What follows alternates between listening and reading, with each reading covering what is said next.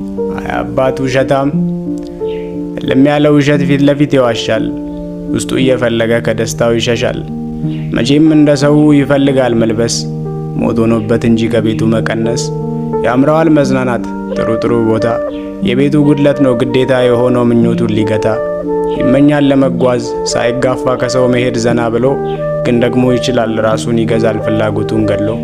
የነገ ልጆቹን ቅሪት የማስቀመጥ ሐሳብ ተሸክሞ፣ ማለዳ ይነሳል አቅም እስካይኖረው እስከ ምሽት ደክሞ። አባቱ ውሸታም ለሚያለው ውሸት ፊት ለፊት ይዋሻል። እየቻለ ሁሉም ማድረግ ከምኞት ይሸሻል። የቤተሰብ ሸክም በጫንቃው ላይ ሆኖ፣ ተስፋን እያሰበ በነገ ተማምኖ፣ ቤቱ ላይ ይሰራል ለአገር ውለታ። ትግል ነጋ ጠባ ምንም እንዳይጎደል የቤቱ ገበታ። ሳይጠብቅ ከማንም ለሚስቱ ነዋሪ፣ ሳይጠፋው ለራሱ ችሎ አቀርቃሪ መሆኑ የገባው የቤቱ ራስ መሪ።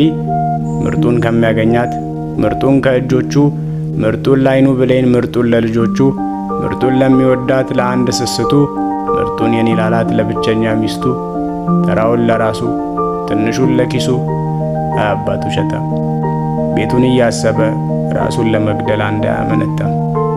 ክብር እንዲላሉ ምርጥ አባቶች። ተጻፈ በጆሲ ኡመር።